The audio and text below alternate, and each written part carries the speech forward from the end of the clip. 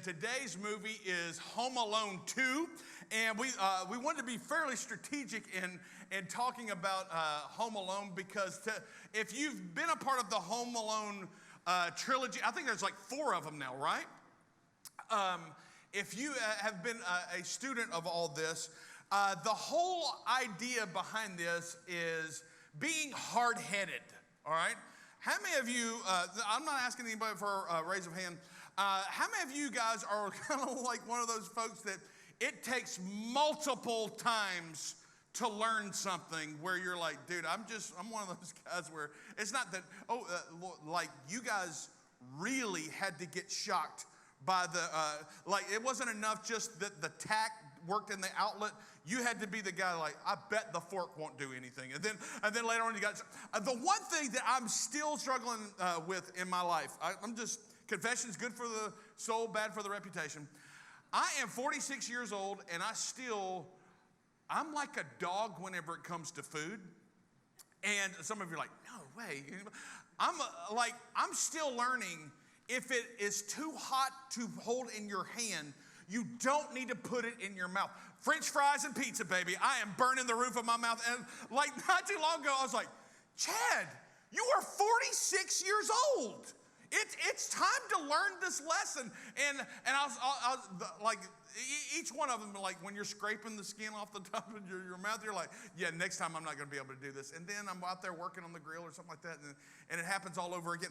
And if you are hard-headed, you will love Home Alone 2 because for those of us that may have never seen any of the Home Alone quadrilogy, I guess it's called. Home Alone number 1, Kevin the main character, accidentally gets left at home, and it's all about the parents trying to get back over there. And then in Home Alone 2, he's now 10 years old, and he gets mad at his brother, and he takes it out on his family. He wants Christmas to be his way, and no other way works for him. Now, here's what's so cool. This is the second in the series, and Kevin tells his mom, if I had it my way, I'd go on vacation by myself and have the time of my life without you guys. Now, bear in mind, this fool spent last Christmas by himself, all right? And some of us may have said things similar to this, but this guy had already had a Christmas all alone. And he's wishing that he could be alone again. A smart person would have been far too traumatized to say anything among those lines, but Kevin is hard-headed, and he has to have the last word, and because he thinks he knows exactly what he wants. One of my favorite, most hard-headed people in this world. He's a coach. His name's Trey Bosarge. We played college baseball together. He was from Biola Battery, and so we were on the Eastern Shore. And for those of you that may know him, we were playing at Southern Union Community College. And our coach is really, really, really intense, all right? Avery knows what I'm talking about. He played there too. And but there was this guy named Trey Bosarge that just challenged the coach on everything that he said. How many of y'all know, like when they hold your college scholarship in their hand, you probably don't want to say anything that you disagree with. It's just kind of, Trey Bosarge could never do that. Our coach would be saying something, and Trey would interrupt, and he goes, no, that's not right. I'm like, what's the matter with this idiot? He's going to get us all killed. He's going to make all of us run, all right? And so he kept on doing that. So one day, it was an overcast day like today, and coach was telling us something, and Bosarge again speaks up. He goes, no, y'all, that's not true. And I'm just sitting there like, this is not the day. And our coach, you know, he had used some creative words from time to time, and by time to time, repeatedly all the time. And he looked at him and he goes, Trey, is the blankety blank sky blue? And bear in mind, it was an overcast day. And Trey looked up there and he looked at him and he looked at the coach and goes, you want to know the truth? And our coach went from rage to just intense laughter all at the same time, because here's the thing that I'm looking at. That some of us, we continue to butt our heads all the time, and we continue to go through this cycle. Well, here's the thing that in Home Alone 2, when they get to the airport this time, Kevin follows the wrong guy onto the wrong plane, and he gets lost in New York City. Anybody that has watched any of if you've watched all 4 of the Home Alone series, some of us, the smart person would say, At what point does Child Protective Services not visit Kevin's house, all right? And just have a chat with them, all right? Here's what we have to understand. At the point when Jesus was born, Israel thought that God had done, we learned last week that Israel is living in 80 to 90% taxation. They have this feeling that God has abandoned them. And here's how everything begins to start. So you got to put yourself in their shoes and you're like, golly, these people were hard, stinking headed. And it all begins about 1,445 years before Jesus was born. God tells this guy named Abraham about his plan for the world, all right? Here's what he says this. He tells Abraham, I'm going to make you into a great nation. I'll bless you. I'll make your name great, and you will be a blessing. I will bless those who bless you, and whoever curses you, I'll curse. And all the people on the earth will be blessed through you. So God had the plan for saving the earth. He said, look, it's all going to be down to you guys. It's all going to be Israel. The tiny little country started by Abraham, all right? And sadly, if you read the Old Testament, most of the Old Testament is a reminder at how bad God's people failed at God's plan.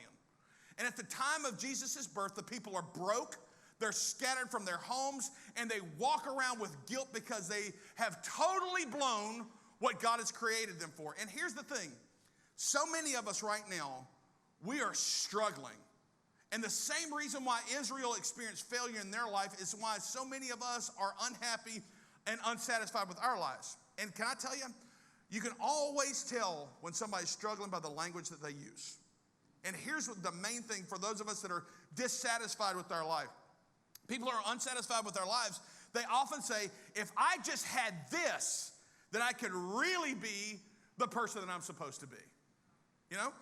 Where some would say, if I just had a better job, I wouldn't be in such a bad mood all the time, and I wouldn't come home and take it out on the kids, or if I just had more money, then I wouldn't be so stressed out all the time. Can I let y'all know something? I used to think that until I pastored in Arkansas, and I pastored my first billionaire. The man gets over 200 requests a day for money. So I was like, being a billionaire has its downside. Now, I would still like the ability to say no, but you know, I'm like, golly, 200 requests a day for money. Some of us would say, if my spouse were more sensitive to my needs, I'd be a better person.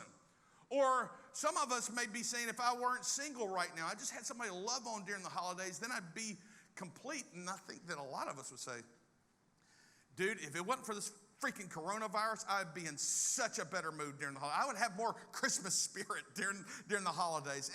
And here's what I want us to do. I want us to learn today how to abandon that type of thinking and ask God to open our eyes to the blessings that He sent our way, that no matter how tough things are now, we still serve a great God, okay? And over the next few minutes, we're going to see how Israel had the wrong mindset for 1,445 years, all right? The wrong mindset left them to feeling like they were abandoned. It left them feeling like nobody loved them. It made them feel like God had forgotten about them, all right? Now, write this down, all right? In the book of Exodus, we see that Israel said, if we just had freedom, man, then we could really be the people we're supposed to be. Israel had been praying for freedom. And by the way, if you're new to our church, we went in the book of Exodus for 4 months. All right, all during, we preached on the book of Exodus during the quarantine because they're like, when we go out, we're going to go out, all right? And so I would very much encourage you to check it out. And what we've seen in this pandemic is where most of the world has acquiesced to what their government has asked.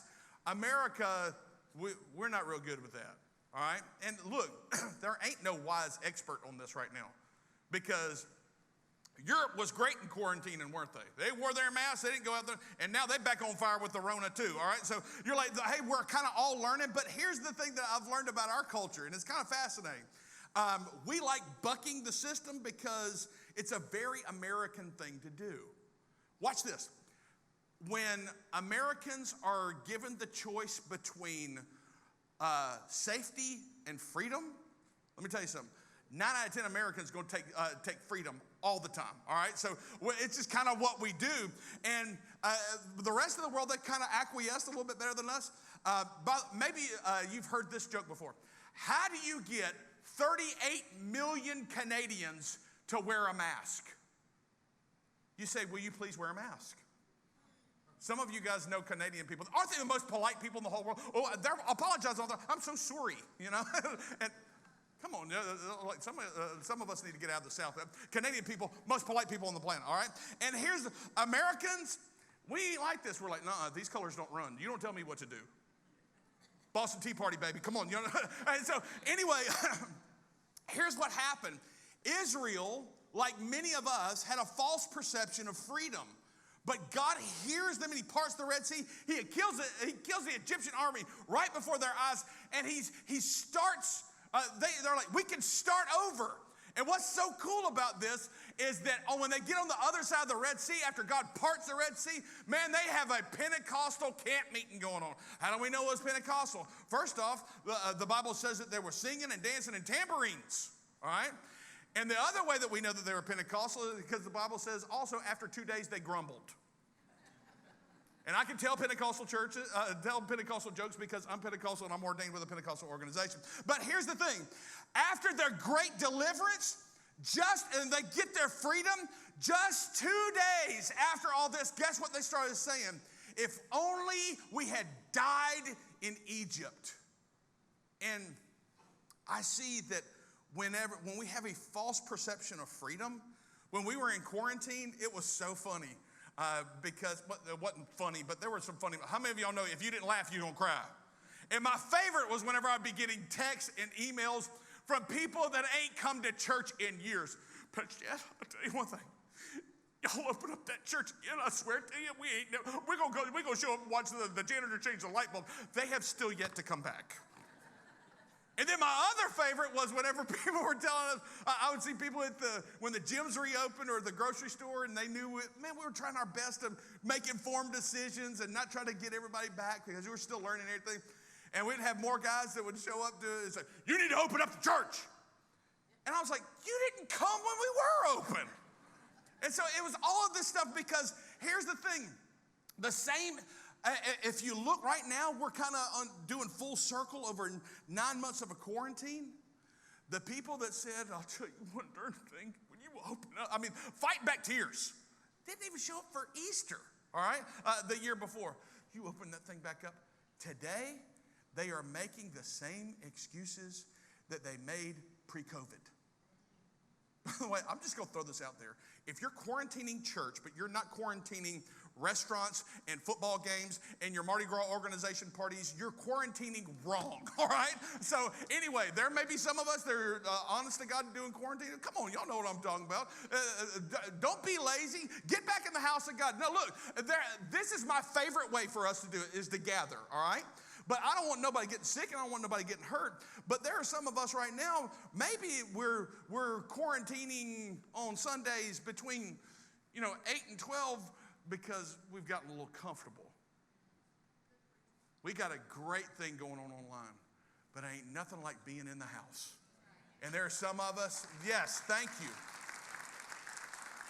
We have people that are watching all over America right now, in California, in Massachusetts, and they would tell you, if I could get videos of them saying, guys, if you can get to church, what we would give to be able to be in the auditorium or outside there at Coastal Church. People are isolated right now.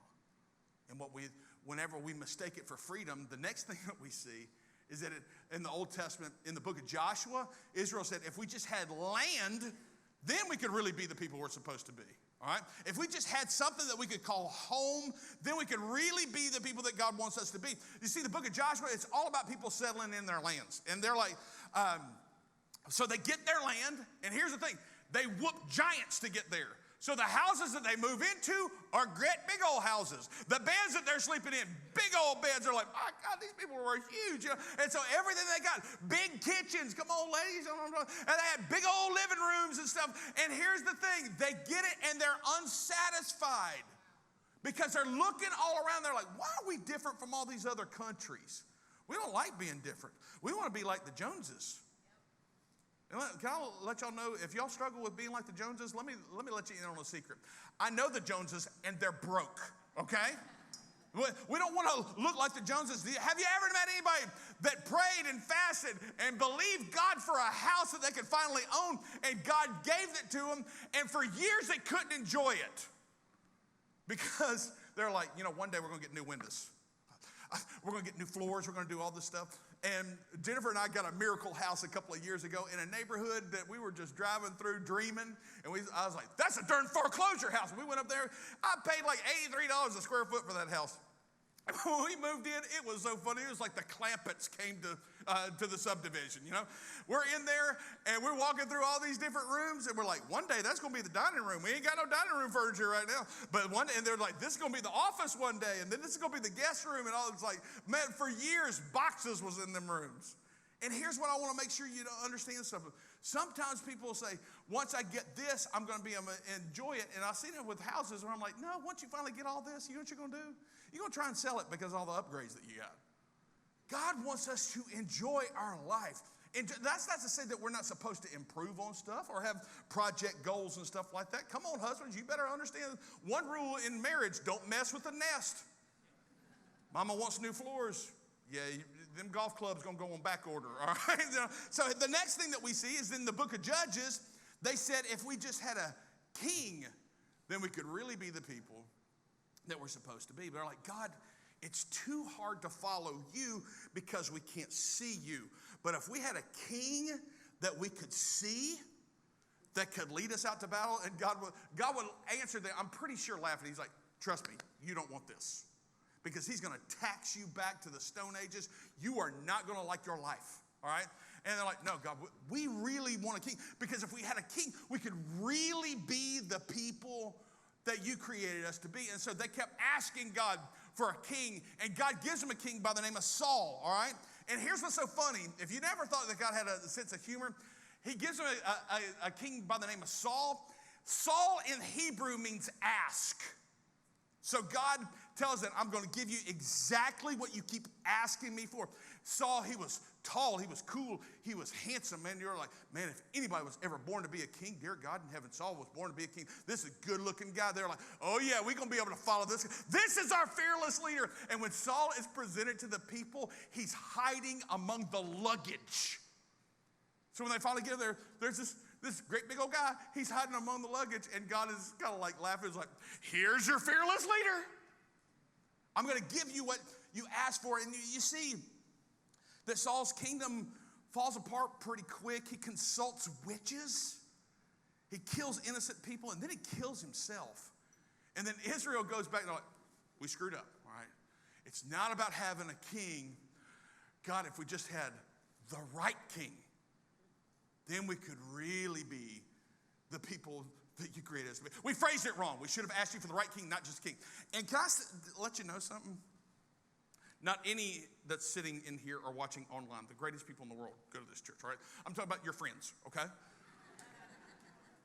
I see a lot of that in our country right now. On both sides. Get rid of them, vote us in, because we can really make this country what it's supposed to be.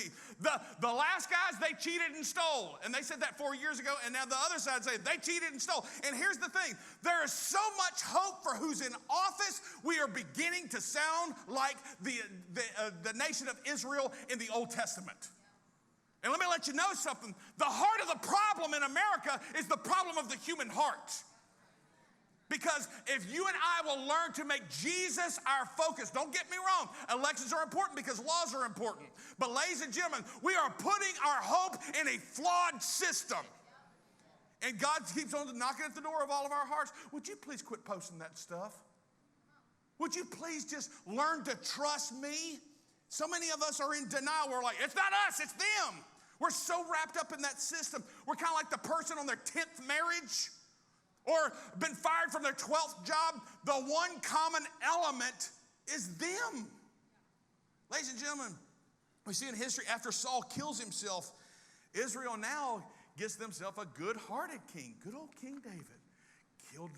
Killed Goliath. And man, you want to talk about, he does some cool stuff. But David has a terrible moral failure. And he murders one of his best friends.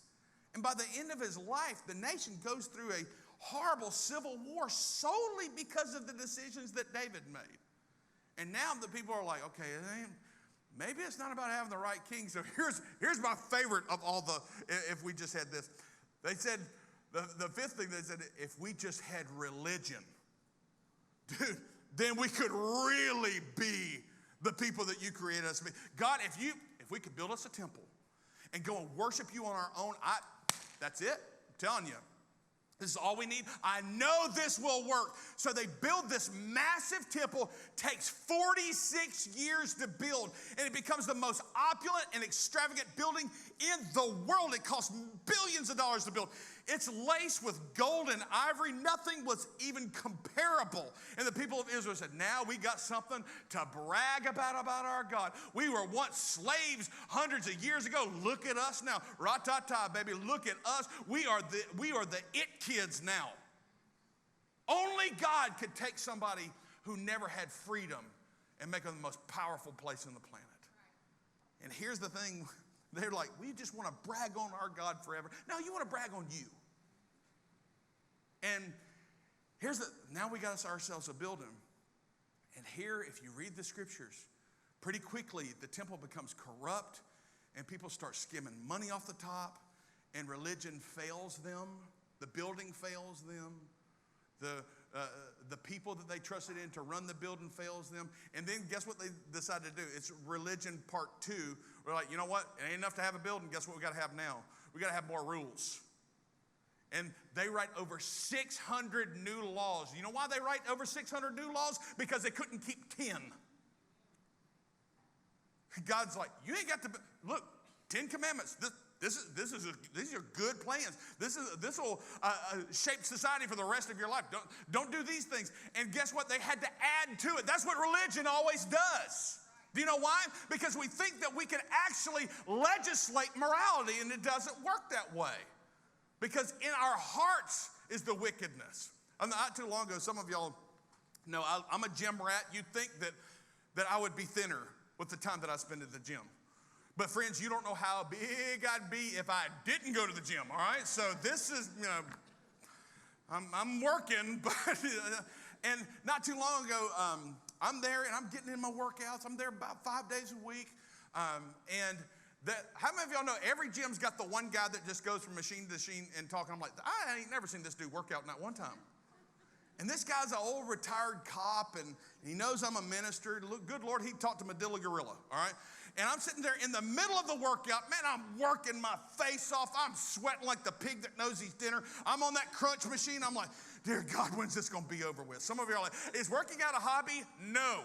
Working out is work for this boy. I ain't trying to be the best at working out. I just don't want to go to heaven early, all right? This is one of those things where, are you happy to go to work out? Never. I'm happy when it's over. And this guy, I'm right in the middle of the workout. I'm trying to get all this stuff in. And he comes up to me and goes, preacher, I want to know what you're thinking. I'm like, oh, God. Talky Talkerson's over here trying to. And so I'm like, yeah, I try my best to represent you, Will. And I was like, yes, sir. I'm like, oh, God. So what's going on? He goes, I want to know what you think about something. I'm like, yeah, let me know. It's not like I was working out or anything. And he goes, I can't believe the way that these women are dressed in here. And I'm like, this dude's like in his 70s. And he goes, there ought to be a rule that women can't wear the type of clothing on there. And he goes, what do you think about that? I said, I don't. I looked at him, I said, when I was in my 20s, I learned to train my eyes to bounce. And I ain't looking at them, I'm working out. I came this close to saying, maybe you should do the same thing instead of being an old pervert trying to walk around there and try to legislate morality. Let these women wear whatever they want to wear. It's between them and Jesus, but my eyes are my responsibility, and I don't care how many rules that you put up there. All of a sudden, we're going to have, what, you want us to look like Saudi Arabia now? That's religion.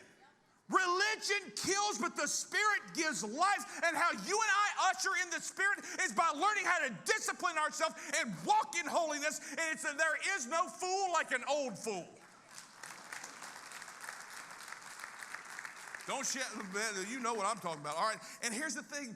So religion, point 3, they're like, okay, the laws ain't working. And here's what's so funny. They really try to wrap it up good, and they're like, you know what we also need? God, we need your words. We need some powerful preaching going on. It's not enough to have the laws are important.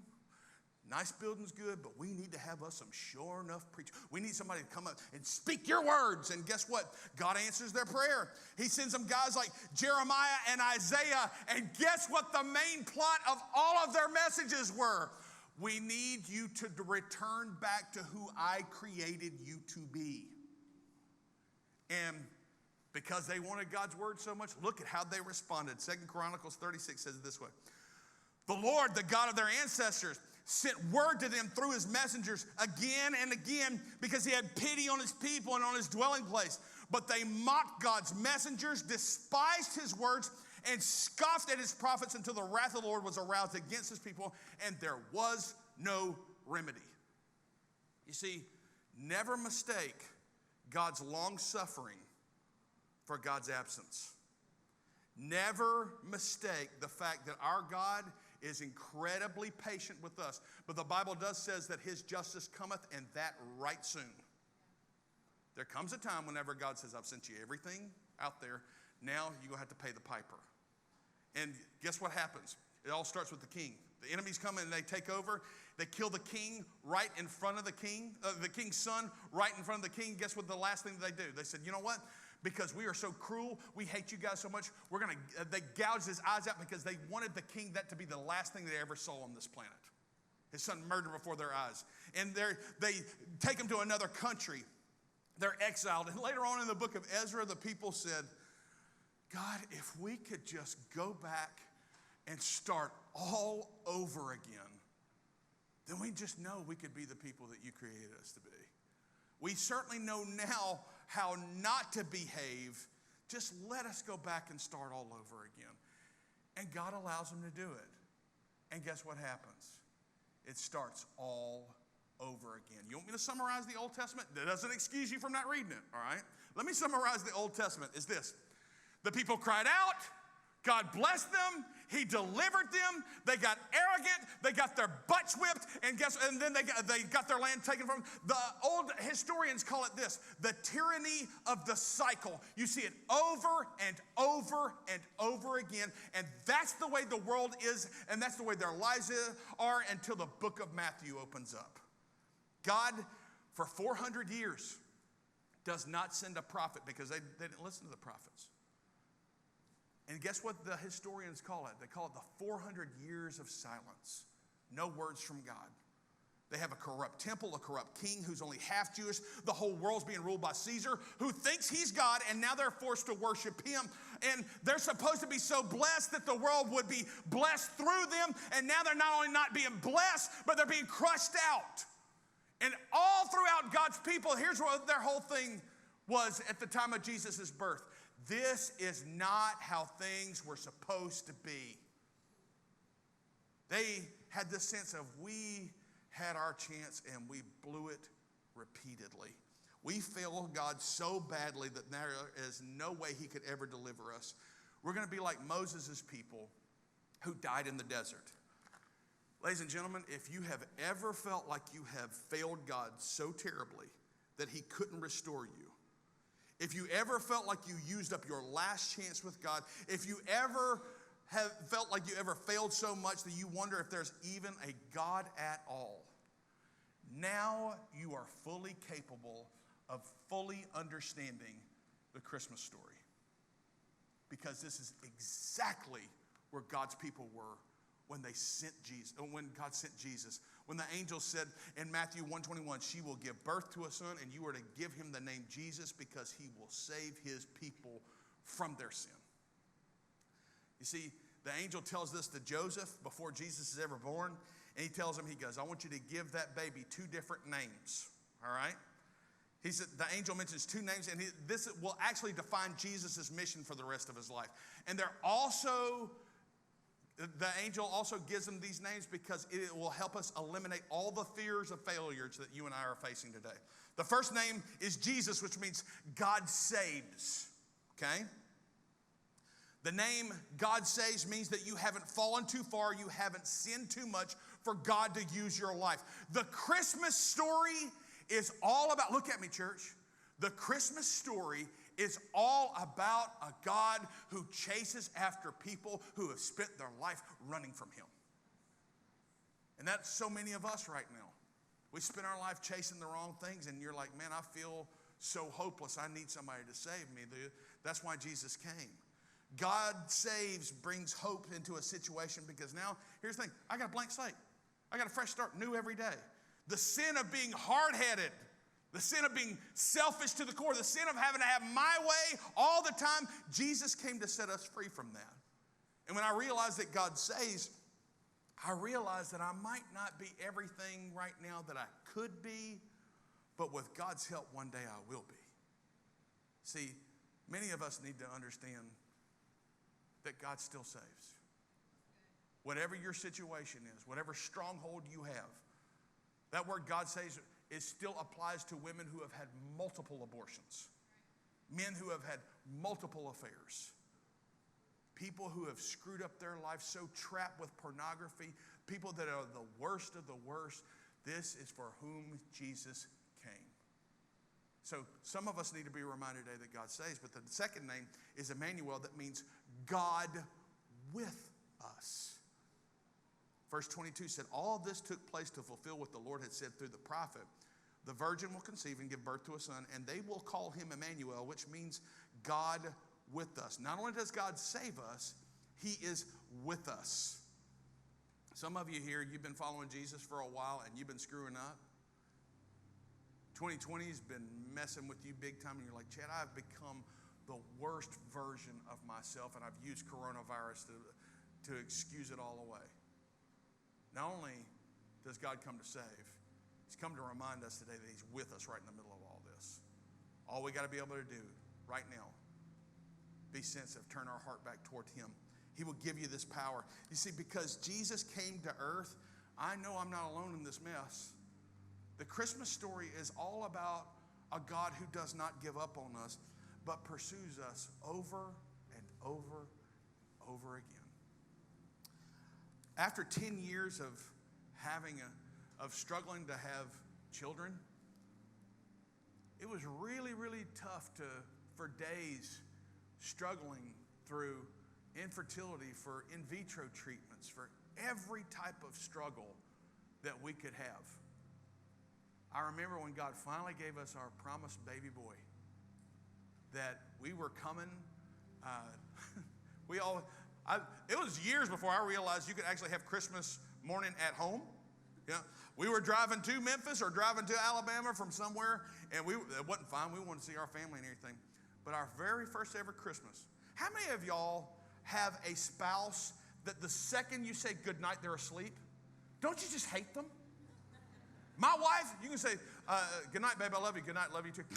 I'm like, how'd she do this? And so we left at like 5 in the morning to get to Daphne for Christmas morning. And sure enough, I'm driving, listen to For Him Christmas. There ain't a better Christmas album in this planet than For Him Christmas. And I'm sitting there and I'm listening, I'm driving. Of course, Jennifer's asleep.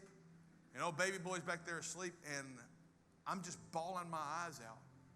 And every now and then, I just reach over there and touch them huge feet of his. I just hold it, and I would just cry and say, I just can't believe you're here. This is just so awesome. Some of us need to be reminded, the presence of God's here. The presence of God's still with us. We haven't gone too far. We've not screwed up too much. And I get constant reminders of the goodness of God. A couple of years later, Evan's like 6 years old. And I got him something. He's good about saying thank you. He's like, thanks, Dad. And I looked at him and I said, hey, thank you for being born. He's like, it's no big deal. And it was then that I put him in my arms. And I looked at him and I said, trust me, son. It was a huge deal. You see, that's where you and I need to be reminded. Some of us are holding on to promises, but the presence of God is here. He's going to be enough. He's going to be all that you need. And then whenever it's finally here, you're going to be so amazed at the goodness of God. You see, I love so much that the beautiful part of the Christmas story is not only does Jesus show up, but where does he show up first? He shows up in the straw. God was not born in a palace, which he deserved to be. He was born among animals, among their feces, in a stable. So for those of us that think we've gone too far beyond redemption, Jesus was born in the middle of a mess to show us there's nothing that we have done. So he was born for your mess. He was born into a mess to let us know that he was born for our mess. And God wants to get right there in the middle of it. Our selfishness, our greed, our stubbornness, and our addiction. And if God will go through these steps to reclaim his humanity, there's nothing he won't do. I mean, if we look at our God, what a great example of self-humiliation. Where God seems to be the most helpless, he's the most strong, he's a baby. Where we least expect him to come, he comes most fully. And some of us need to be reminded today, or here for the first time, that our God still saves. But I would dare say all of us need to be reminded that our God's with us. I don't know what the next year is going to look like. I don't claim to be a prophet. I am a watchman, but I don't claim to be a prophet. But I can tell you this, it doesn't matter what happens in 2021, and we are all believing God for a better year, all right? But it doesn't matter if things may get worse. But we do have a promise that God's with us. He's always looked out after us. For those who think that God could never forgive us, just remember that Jesus was born in the straw, and he went to amazing depths to show his love for us. Some of us are like, Pastor Chad, I'm tired of saying I'm sorry for the same stuff I keep going over and over and over again. And here's the thing. Some of us are really hard-headed and we keep making the same mistakes. And some of us are like, why would God want to have anything to do with me? It's because God has a very long, deep, and rich history with hard-headed people. Our God has a PhD in dealing with hard-headed people, and you are no exception. As a matter of fact, you fit in pretty good throughout history. See, when hard-headed people like all of us let God touch us, speak to our hearts, lives are changed, families are restored, fortunes are replaced, needs are met. That's how the Gulf Coast will be saved. Would you stand and let's pray? Father, thank you today for reminding us that you're with us. In the overwhelmingness of what has been 2020, I just thank you that your grace has been so good to us. Lord, in ways that we failed to recognize your goodness over the last year, Lord, we repent of that right now. We ask that you'd create in us clean hearts so that we could see your goodness in the midst of so much challenge in our culture, in our nation, in our world. Lord, we thank you that you are bigger than all of these challenges.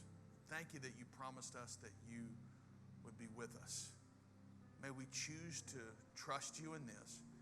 May we reach out in our helplessness right now and receive your strength for our life in Jesus' name.